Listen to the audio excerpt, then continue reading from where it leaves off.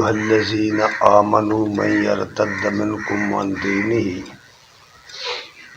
فسوف یأتی اللہ بقوم یحبہم ویحبونہ اذلۃ علی المؤمنین اعزۃ علی الکافرین یجاہدون فی سبیل اللہ ولا یخافون لومۃ لائم ذلک فضل اللہ یؤتیہ من یشاء واللہ واسع علیم۔ صدق اللہ العظیم۔ حضرات گرامی قدر، شاید آپ کو معلوم ہو کہ جماعت اسلامی پاکستان نے فہم قرآن کلاس کے سلسلے میں پورے ملک کے اندر ایک مہم کے طور پر یہ پروگرام شروع کیے ہوئے ہیں۔ مختلف مقامات پر جہاں جہاں بھی رفقائے جماعت موجود ہیں وہ یہ پروگرام اپنے استطاعت کے مطابق کر رہے ہیں۔ اسی سلسلے کی یہ بھی ایک کڑی ہے۔ اس میں ہمارے رفقا نے اس کا ایک خاص کورس ہے جو طے کیا ہوا ہے۔ اس میں سے یہ آیات میں نے یہاں اس وقت تلاوت کی ہیں۔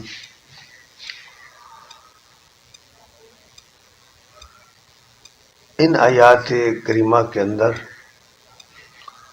جو بات بیان کی گئی ہے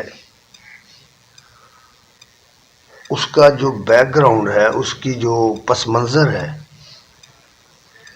وہ یہ ہے کہ مدینہ طیبہ کے اندر ایک خاص گروہ تھا جو اسلام کا دشمن تھا، وہ یہودی گروہ تھا۔ یہودی بڑے سرمایہ دار تھے، ان کے پاس دولت بہت تھی۔ اپنے سرمایے کی وجہ سے بہت سارے لوگوں کو انہوں نے اپنا مرہون میں بنا رکھا تھا، اور بہت سارے لوگ ان کے مقروض تھے۔ ان میں کچھ لوگ ایسے بھی تھے جو مسلمان ہو چکے تھے، لیکن معاشی دباؤ کی وجہ سے اور ان کی ریشہ دبانیوں کی وجہ سے صحیح معنوں میں وہ اسلام کے تقاضے پورے نہیں کر رہے تھے۔ تو ان حالات کے اندر یہ بات کہی گئی تھی جو اس آیت میں بیان ہوئی ہے، اور مسلمانوں کو مخاطب کر کے کہی گئی، ان لوگوں کو جو اپنے آپ کو ایمان کا دعوے دار سمجھتے تھے، جنہوں نے کلمہ پڑھا تھا۔ انہیں فرمایا گیا ہے کہ یا ایھا الذین آمنوا، اے ایمان والو، من یرتد منکم عن دینہ، تم میں سے جو شخص اپنے دین سے پھر جائے گا، فسوف یأتی اللہ بقوم یحبہم ویحبونہ، تو پھر جائے۔ یاد رکھو اللہ تعالیٰ ایسے لوگوں کو لے آئے گا جو اس کے ساتھ محبت کرتے ہوں گے، اور اللہ انہیں محبوب رکھتا ہوگا۔ اذلۃ علی المؤمنین، وہ مومنوں کے معاملے میں بڑے نرم خو ہوں گے، اور اعزۃ علی الکافرین، اور کافروں پر بڑے سخت ہوں گے، کافروں کے مقابلے میں بڑے سخت ہوں گے۔ سخت ہونے کا یہ مطلب نہیں ہے کہ وہ اجڑ ہوں گے، اور سخت ہونے کا مطلب یہ ہے کہ وہ ڈٹ کر رہیں گے، کفار کے مقابلے میں ڈٹ کے رہیں گے۔ یجاہدون فی سبیل اللہ، اللہ کی راہ میں جدوجہد کریں گے۔ ولا یخافون لومۃ لائم، اور کسی ملامت کرنے والے کی ملامت سے نہیں ڈریں گے۔ ذالک فضل اللہ یؤتیہ من یشاء، یہ اللہ کا فضل ہے، وہ جسے چاہتا ہے عطا کرتا ہے۔ اللہ کے اس فضل کا ہر شخص مستحق نہیں ہوتا، وہی ہوتا ہے جو اسراء میں جم کے کھڑا ہو جائے، اپنے ایمان کے تقاضے پورے کرے۔ اور پھر فرمایا واللہ واسع علیم، جہاں تک اس دنیا کا تعلق ہے، اس کی معیشت کا تعلق ہے، اس میں ترقی کرنے کا تعلق ہے، تو اس کے لیے اللہ تعالیٰ وسعت دینے والا اور علم والا ہے۔ اس کے پاس بہت ساری وسعت ہے، وہ جس کو جو چاہے عنایت کر دیتا ہے۔ حضرات گرامی قدر، اس آیت کریمہ میں بڑی اہم بات کہی گئی ہے کہ ہر شخص کو، جو شخص اپنے آپ کو مسلمان کہتا ہے، اسے ہر وقت یہ بات جاننا چاہیے، جانتے رہنا چاہیے، ایمان کیا ہے، اسلام کیا ہے، اسلام کیا نہیں ہے، کون سی چیز اسلام نہیں ہے اور ہم بے سمجھے بوجھوں سے کیے جا رہے ہیں۔ ایمان کیا ہے، اس کے تقاضے کیا ہیں۔ جب ہم نے اللہ اور اس کے رسول پر ایمان کا اعلان کیا ہے تو ہمیں جاننا چاہیے کہ اس کے تقاضے کیا ہیں، کیونکہ اللہ تبارک تعالیٰ نے جو ٹیم، جو لوگ اپنے آخری پیغمبر کے ساتھی بنائے تھے، جو اصحاب رسول تھے، ان کا وصف یہ بیان کیا گیا ہے، اور ان کے وصف کے ساتھ ہی نبی کریم صلی اللہ علیہ وسلم کی بعثت کا مقصد بھی بیان کیا گیا۔ کیوں نبی صلی اللہ علیہ وسلم کو اللہ نے بھیجا تھا دنیا میں، اس کو اگر ہم سمجھیں تو اس کے لیے ہم کام بھی کریں گے۔ اس لیے سورہ فتح آیت نمبر 28 29 میں یہ بات فرمائی ہوئی ہے، هو الذی ارسل رسولہ بالہدی ودین الحق لیظہرہ علی الدین کلہ وکفی باللہ شہیدا۔ اللہ وہ ہے جس نے اپنے رسول کو کامل ہدایت دے کر بھیجا ہے، بالہدا، کامل ہدایت، اور دین حق دے کر بھیجا ہے، یعنی زندگی گزارنے کا دنیا میں جو طریقہ ہے وہ صحیح طریقہ دے کر بھیجا ہے۔ دین دراصل زندگی گزارنے کے طریقے کو کہتے ہیں کہ یہ زندگی ہماری، اس کی صبح و شام کس طریقے پر گزر رہے ہیں، ہم اپنے صبح و شام کس طریقے سے گزار رہے ہیں۔ جس طریقے سے ہم صبح و شام گزار رہے ہیں یہ دراصل ہمارا دین ہے۔ اگر تو ہم اپنے صبح و شام، دن رات، اس میں اللہ اور اس کے رسول کے احکام کو پیش نظر رکھ کر ٹائم گزارتے ہیں اپنا، اور ان تقاضوں کو پورا کرتے ہیں، ان احکام کو، اس شریعت کو پورا کرتے ہیں، تو یقیناً ہم دین اسلام پر چل رہے ہیں۔ اور اگر ہم اس سے آزاد ہو کر کے اپنی زندگی گزارتے ہیں تو پھر ہمارا وہ طریقہ نہیں ہے۔ پھر کہا کہ اللہ کی گواہی اس پر کافی، اللہ کی گواہی اس پر بہتر کافی ہے۔ اب یہ ذرا غور کرو کہ اگر یہ جو کہا گیا ہے کہ اگر تم پھر جاؤ گے، تم نہیں یہ کام کرو گے، غلبہ دین کا کام تم نہیں کرو گے، تو اللہ تمہاری جگہ اور لوگوں کو لے آئے گا۔ اگر آپ تاریخ پڑھ کر دیکھیں، مسلمانوں کی تاریخ پڑھ کر دیکھیں، آج 14 صدیوں سے زیادہ زمانہ گزر گیا ہے، اس میں بڑے ہی نشیب و فراز آئے ہیں۔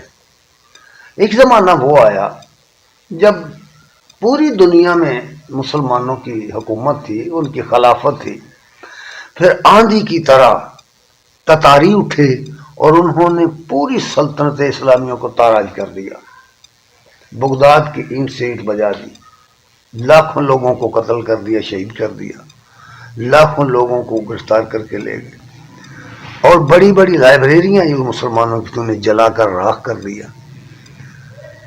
اور اس طرح ہلاکو، چنگیز خان وغیرہ آئے۔ پھر کیا ہوا؟ پھر دیکھتے ہی دیکھتے دنیا بدلی۔ اقبال نے اپنے ایک شعر میں اس کی طرف اشارہ کیا ہے عیاں شورش تاتار کے افسانے سے، ہے عیاں شورش تاتار کے افسانے سے، پاس با مل گئے کعبے کو صنم خانے سے. اگر تم نہیں اٹھتے نہ اٹھو، اللہ ایسی اور قوم کو لے کر آئے گا جو تمہاری جگہ لے گی اور تم ملیمیٹ ہو جاؤ گے اور وہ انعام لے جائیں گے. یہ مناظر تاریخ میں پہلے بیان ہو چکے ہیں. اب ہم لوگ آ گئے، ہمارا زمانہ آیا، اور اس وقت اپنی اسلامی دنیا کو دیکھو، پوری اسلامی دنیا کو، کہ کس طرح یہودیوں نے پوری دنیا کو اپنے شکنجے میں جکڑ لیا ہوا ہے، پوری دنیا کو. اور کوئی دنیا کا ملک ایسا نہیں جو ان کا محتاج نہیں. ان کے بینکوں سے سود نہیں لے، سود پر رقم نہیں لیتا.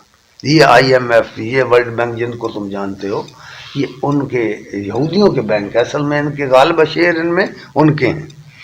اب محتاج ہوگی پوری دنیا اسلام جو ہے، اور پوری دنیا اسلام کے اندر کوئی ایسا نہیں ہے کہ جو اٹھ کر ان کا مقابلہ کرے. بلکہ حد یہ ہو گئی کہ لوگ ان کو تسلیم کرنے کی باتیں کر رہے ہیں. اسرائیل کو، اس کی حکومت کو تسلیم کر لیا جائے. یہ پستی کی انتہا ہے.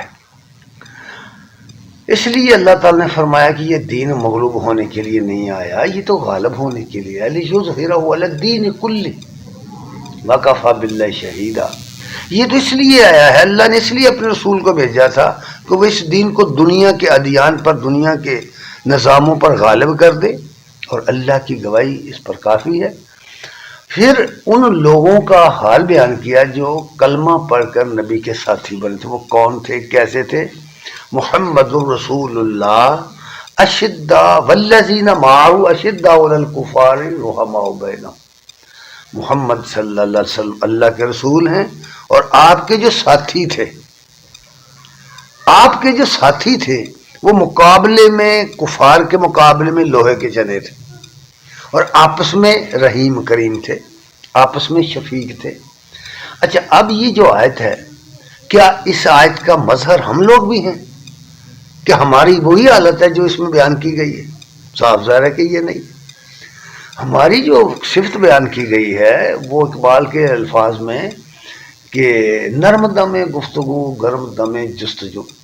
مومن کی جو شان ہے، نرم دم گفتگو گرم دم جستجو، رزم ہو کہ بزم ہو پاک دل و پاک باز.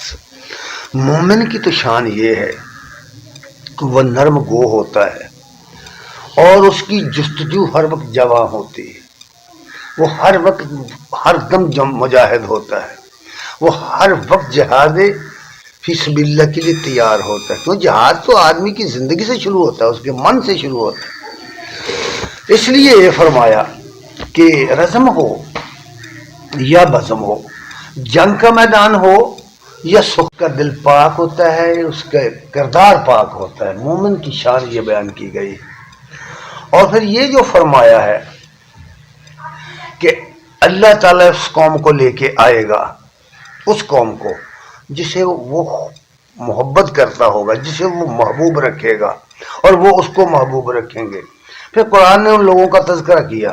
وہ کون لوگ ہیں؟ فرمایا ہے فَسَوْفَ يَأْتِ اللَّهُ بِقَوْمٍ يُحِبُّهُمْ وَيُحِبُّونَهُ. سورہ البقرہ کی آیت نمبر 165 میں فرمایا وَمِنَ النَّاسِ مَن يَتَّخِذُ مِن دُونِ اللَّهِ أَندَادًا، کہ بعض وہ لوگ ہیں جو اللہ کو چھوڑ کر غیر اللہ سے ایسی محبت کرتے ہیں. ذرا غور سے سننی بات، اللہ کے مقابلے میں غیر اللہ سے ایسی محبت کرتے ہیں جیسی کہ حب اللہ، اللہ سے محبت ہونی چاہیے، اللہ کی محبت کی مانند. اب آپ غور کریں اپنی زندگی پر. ہم اپنی زندگی پر اگر غور دیکھ کریں تو ہم کس کس چیز کے ساتھ محبت کر رہے ہیں؟ ہم مال سے محبت کرتے ہیں، ہم برادری سے محبت کرتے ہیں، ہم رشتہ داروں، دوستوں، فلاں سے رشتے کرتے ہیں. ہمارے اندر وہ محبت کہاں ہے جو اللہ کی محبت کے مقابلے میں ہم سب کو تج کر دیں؟ ویسے تو بہت کچھ علماء حضرات ہمیں بتاتے رہتے ہیں. علماء بتاتے ہیں کہ ابو بکر رضی اللہ تعالیٰ عنہ کے بڑے بیٹے عبد الرحمن جو تھے وہ ابتدا میں مسلمان نہیں ہوئے تھے. اور جنگ بدر میں کفار کی طرف سے لڑنے آئے تھے. پھر بعد میں اللہ تعالیٰ نے توفیق دی، مسلمان ہو گئے. تو کسی مجلس میں بیٹھے بٹھائے انہوں نے کوئی بات چھڑ گئی تو کہنے لگے کہ ابا جان میں نے فلاں موقع پر اس لیے آپ کو قتل نہیں کیا کہ مجھے یہ لحاظ آ گیا کہ آپ میرے والد ہیں، آپ میری تلوار کی زد میں آ گئے تھے. اس کے جواب میں انہوں نے جو فرمایا لوگوں نے سنا، جانتے ہیں آپ. انہوں نے فرمایا بیٹا اگر تو میری تلوار کی زد میں آ جاتا تو میں تجھے قتل کر دیتا. کیوں؟ کہ تو اللہ اور اس کے رسول کا دشمن ہے. اس کو کہتے ہیں اللہ کی محبت. اس لیے فرمایا ہے نا کہ والذین آمنوا اشد حبا للہ، کہ جو مومن ہوتے ہیں وہ اللہ کی محبت میں بہت سخت ہوتے ہیں. اللہ کی محبت کے مقابلے میں کوئی چیز انہیں پیاری نہیں ہوتی، کوئی چیز انہیں پیاری نہیں ہوتی، نہ مال، نہ جان اپنی، نہ اولاد، نہ برادری، نہ رشتہ دار، نہ دوست، کچھ عزیز نہیں ہوتی. وہ اللہ کے لیے جیتے ہیں، اللہ کے لیے مرتے ہیں. اس حوالے سے یہ بات کہی گئی ہے. اور پھر فرمایا نبی صلی اللہ علیہ وسلم نے ایک اور بات بھی فرمائی. طریقہ کیا ہے؟ ایک دفعہ انس رضی اللہ تعالیٰ عنہ بیان کرتے ہیں، آپ نے فرمایا یا بنیا، اے بیٹے، ان کو درتا ان تصبح و تمسی ولیس فی قلبک خش اللہ لأحد فافعل. بیٹا بات سن، اگر تجھے اس بات پر قدرت ہو کہ تیری صبح بھی ایسے گزرے، تیری شام بھی ایسے گزرے کہ تیرے دل میں کسی مسلمان کا، کسی شخص کا کے خلاف تعصب نہ ہو، نفرت نہ ہو. زندگی گزارنے کا ڈھنگ سکھایا ہے ایک انسان کو کیسا انسان ہونا چاہیے کہ کسی کے خلاف اس کے دل میں نفرت نہ ہو، کسی کے خلاف اس کے دل میں تصور نہ ہو، غش نہ ہو. اور پھر فرمایا اگر ایسا تو کر سکتا ہے نا، اپنی صبح و شام ایسی گزار سکتا ہے گزار. اور پھر فرمایا ثم قال یا بنیا ذالک من سنتی، میرا طریقہ یہ ہے، میرا طریقہ یہ ہے کہ میں اپنے دل میں کسی کے خلاف تعصب، کسی کے خلاف نفرت نہیں رکھتا. اور یہی وجہ ہے کہ نبی کریم صلی اللہ علیہ وسلم کے اخلاق کریمانہ کی وجہ سے لوگ کافر بھی آپ کے اخلاق کی وجہ سے مسلمان ہوئے ہیں. اور اس کے کئی واقعات ہیں. ایک واقعہ ایسا بھی ہے کہ ایسا شخص جو ساری زندگی دشمنی میں رہا، جس کا باپ بہت بڑا دشمن سی، دو دشمن بنا رہا. ابو جہل، کون نہیں جانتا ابو جہل کو؟ ابو جہل کا بیٹا اکرمہ جب مسلمان ہونے کے لیے آیا تو آپ نے اپنی چادر بچھا دی اور ساتھ ہی اپنی مجلس میں بیٹھے سب لوگوں سے کہہ دیا کہ دیکھنا اس کی موجودگی میں اس کے باپ کی برائی مت کرنا. اب اندازہ کریں، اس کا برائی سے ذکر نہ کرنا، اس کا دل دکھ جائے گا، اس کے دل میں خیال آئے گا. نفرت کا اظہار مت کرنا. یہ فرمایا میرا طریقہ ہے. نبی صلی اللہ علیہ وسلم نے فرمایا ہے بیٹا میرا یہ طریقہ ہے، ذالک من سنتی، یہ میری سنت ہے، یہ میرا طریقہ ہے. ومن احب سنتی، اور جس نے میرے طریقے سے محبت کی، فقط احبنی، اس نے میرے ساتھ محبت کی. ومن احبنی، اور جس نے میرے ساتھ محبت کی، کان معی فی الجنہ، وہ جنت میں میرے ساتھ ہوگا. اب فرمائیے یہ جنت کو آسان ہے؟ پہلے اس طرح کے بنیں گے تو جنت ملے گی، ورنہ کیسے ملے گی؟ ٹھیک ہے نا. تو فرمایا یہ ہے. اور پھر قرآن کہتا ہے اسی آیت میں کہا انما ولیکم اللہ ورسولہ والذین آمنوا، اللہ تعالی، بس اللہ تعالی تمہارا دوست ہے، تمہارا سرپرست ہے. تم اللہ کے مقابلے میں، اس کے رسول کے مقابلے میں، ولیکم اللہ ورسولہ، تمہارا دوست، تمہارا سرپرست اللہ ہے، اس کا رسول ہے. اس کے مقابلے میں کسی اور کو اپنے دوست نہ بناؤ. پچھلے درس میں گزر چکا ہے یا ایھا الذین آمنوا لا تتخذوا اليہود والنصارى اولیاء، اے ایمان والو یہود و نصارہ کو اپنا دوست مت سمجھو، اپنے سرپرست مت بناؤ.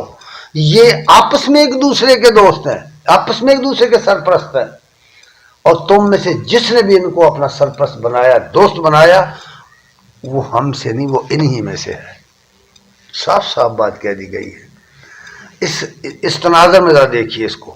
اور پھر فرمایا والذین آمنوا، اور اللہ پر ایمان لانے والے، اس کے رسول پر ایمان لانے والے جو ہیں وہ تمہارے سرپرست. ان کی علامت یہ بیان کی الذین یقیمون الصلاۃ، جو نماز قائم کرتے ہیں، ویؤتون الزکوٰۃ، اور زکوٰۃ دیتے ہیں. ایمانداری سے ہم اپنے بارے میں پوچھیں اپنے آپ سے، کیا ہم زکوٰۃ دیتے ہیں؟ کیا ہمارے زمیندار اپنی فصلوں کی زکوٰۃ دیتے ہیں؟ کیا ہمارے سرمایہ دار دکاندار اپنا حساب کر کے زکوٰۃ دیتے ہیں؟ سوچو. اگر نہیں دیتے تو پڑھتے جائیں نمازیں، پڑھے نمازیں جتنی مرضی پڑھیں، کچھ حاصل نہیں ہوگا. زکوٰۃ فرض ہے نا، علماء کرام سے پوچھ لیں. زکوٰۃ فرض ہے. زکوٰۃ کا جس شخص پر نصاب پورا ہو جائے گا زکوٰۃ فرض ہے. اگر وہ زکوٰۃ نہیں دیتا تو آپ کو جاننا چاہیے کہ جن لوگوں نے زکوٰۃ دینے سے انکار کیا تھا، صدیق اکبر رضی اللہ تعالیٰ عنہ، خلیفہ بلا فصل، امیر المومنین نے ان کے خلاف جہاد کا اعلان کر دیا تھا. اس لیے یہ بات فرمائی، علامت یہ ہے. پھر فرمایا وَهُمْ رَاكِعُونَ، وہ جھک جانے والوں کے ساتھ جھکے رہتے ہیں. اللہ کے سامنے وہ جھکنے والے لوگ ہوتے ہیں. یہ ہیں وہ لوگ جن کی علامت یہ بیان کی وَمَن يَتَوَلَّ وَرَسُولَهُ وَالَّذِينَ آمَنُوا فَإِنَّ حِزْبَ اللَّهِ هُمُ الْغَالِبُونَ. جس شخص نے اللہ کو اور اس کے رسول کو اور ایمان والوں کو اپنا سرپرست بنایا، اپنے دوست بنایا، ان کے بارے میں فرمایا فَإِنَّ حِزْبَ اللَّهِ، یہ اللہ کی پارٹی کے لوگ ہیں، یہ اللہ کی جماعت کے لوگ ہیں. اور پھر یہ بھی فرمایا ہم الغالبون، یہ غالب آ کے رہیں گے. اب اگر ہم مغلوب ہیں، پوری دنیا کی مسلمان امت اگر مغلوب ہے، اس پر غیروں کی حکومت چل رہی ہے، غیروں کی تعلیم، غیروں کی تہذیب، غیروں کی زبان، غیروں کا لباس، سب کچھ اگر غیروں کا ہے تو کیا ہم لوگ آزاد ہیں؟ کیا ہم لوگ واقعی اللہ رسول کے محب ہیں؟ یہ سوچنے کی باتیں. تو اس کا مطلب یہ ہوا کہ ہم اللہ کی پارٹی نہیں ہیں. نتیجہ یہ نکلا کہ ہم غالب بھی نہیں، مغلوب ہو گئے. پوری دنیا کے اندر غلبہ تو ان قوموں کا ہے. کون نہیں جانتا؟ اس کے لیے کوئی تفصیلات بیان کرنے کی ضرورت نہیں ہے کہ غالب قومیں کون سی ہیں. کہاں سے وہ سمندر پار، 7 سمندر پار سے اٹھے اور آ کر کے مسلمان ملکوں کے اندر انہوں نے اپنی فوجیں اتار دی. اور مسلمانوں کے اندر اتنی سخت نہیں ہے کہ ان کا مقابلہ کریں. کیوں ایسا ہوا؟ اس لیے کہ ہم اپنا وہ راستہ جہاد فی سبیل اللہ کا چھوڑ چکے. اللہ تعالیٰ نے پھر فرمایا دوسرے مقام پر، فرمایا سورہ مجادلہ کی آیت نمبر 22، کبھی کبھی پڑھ کر کریں ان آیتوں کو ترجمہ پڑھا کریں ان کا، تمہیں پتہ چلے کہ اصل حقائق کیا ہے. فرمایا اللہ تعالیٰ لا تجد قوما یؤمنون باللہ والیوم الآخر، جو لوگ اللہ پر ایمان لائے ہیں، قیامت کے دن کو مانتے ہیں، قیامت کے دن پر ایمان لائے ہیں، تم کبھی بھی ان کو ایسے نہیں پاؤ گے جو آگے صفتیں بیان کی. یوادون من حاد اللہ ورسولہ، جو لوگ اللہ اور اس کے رسول کے دشمن ہیں، تم ان ایمان والوں کو کبھی ان کا دوست نہیں پاؤ گے، کبھی ان کو دوست نہیں پاؤ گے. یہ ایک بالکل میزان اور کسوٹی بنا کے رکھ دی ہے، صرف نشان لگا دیا دنیا کے اندر. کون ہیں وہ لوگ جو ان کو دوست بنا کے رکھتے ہیں؟ اس لیے فرمایا دیکھو، خواہ وہ ولو کانوا آباءہم، خواہ وہ ان کے باپ ہوں، او ابناءہم، خواہ ان کے بیٹے ہوں، او اخوانہم، خواہ ان کے بھائی ہوں، او عشیرتہم، خواہ ان کے قبیلے کے لوگ ہوں. اولئک کتب فی قلوبہم الایمان، یہ وہ لوگ ہیں جب اللہ اور اس کے رسول کے لیے آبا و اجداد کی رسم کو توڑ دے آدمی، جب برادری کی رسموں کو چھوڑ دے آدمی، جب اولاد کی محبت کو چھوڑ دے آدمی، تب اس کے بارے میں کیا کہا؟ کتب فی قلوبہم، یہ ہیں وہ لوگ جن کے دلوں میں ایمان کو گاڑ دیا ہے اللہ نے، یہ ہیں وہ لوگ جن کے دلوں میں ایمان کو لکھ دیا ہے اللہ نے. یہ وہ لوگ ہیں، ان کی علامت یہ بیان کی گئی. اگر یہ نہیں ہے تو یقین مانیے، یقین مانیے کچھ کام نہیں آئے گا. اصل چیز جو دین اسلام کی ہے نا، وہ محبت رسول، محبت خدا ہے. اگر وہ اس میں خامی ہے اور اس کے تقاضے پورے ہم نے نہیں کیے تو وہ نہیں ملے گا جو آگے بیان کیا گیا وَأَيَّدْهُمْ بِرُوحٍ مِّنْهُ، پھر اللہ اپنی طرف سے ایک رحمت خاص کے ساتھ ان کی تائید کرتا ہے ایسے لوگوں کی، اور ساتھ ہی فرمایا يُدْخِلُهُمْ جَنَّاتٍ تَجْرِي مِن تَحْتِهَا الْأَنْهَارُ خَالِدِينَ فِيهَا، اللہ تعالیٰ انہیں جنتوں میں داخل کرے گا جن کے نیچے نہریں بہتی ہیں، اور ورضوا عنہم رضی اللہ عنہم ورضوا عنہ، اللہ ان پر راضی ہو گیا اور وہ اللہ سے راضی ہو گئے جنہوں نے ایمان کے تقاضے پورے کر دیے۔ اور پھر ساتھ ہی فرمایا اولئک حزب اللہ، یہ ہے اللہ کی پارٹی کے لوگ۔ اب اگر ہم اس دنیا کے اندر ان کو پہچان نہیں سکتے، اس پارٹی کو، اس جماعت کو پہچان نہیں سکتے، ایسے لوگوں کو پہچان نہیں سکتے، تو اس کا مطلب یہ ہے کہ ہم نے نہ قرآن پڑھا، نہ حدیث پڑھی، نہ سنت رسول پڑھی، نہ نبی کی سیرت پڑھی، نہ اصحاب کی سیرت پڑھی۔ ہمارے سامنے تو وہ نمونے موجود ہیں، ہمیں اپنے عمل میں ان کو ڈالنا ہے، اپنے عمل میں لے کے ان کو آنا ہے۔ اس لیے فرمایا اولئک حزب اللہ، یہ اللہ کی پارٹی کے لوگ ہیں، اور ساتھ یہ بھی فرمایا الا حزب اللہ، سن رکھو یہ بات کہ اللہ کی پارٹی ہم المفلحون، فلاح پانے والے لوگ جو ہیں وہ صرف اللہ کی پارٹی کے لوگ ہیں۔ اپنے آپ کو اللہ کی جماعت ثابت کرنا اپنے عمل سے، یہ ہمارا فریضہ بن گیا، سمجھے؟ یہ ہے اصل بات۔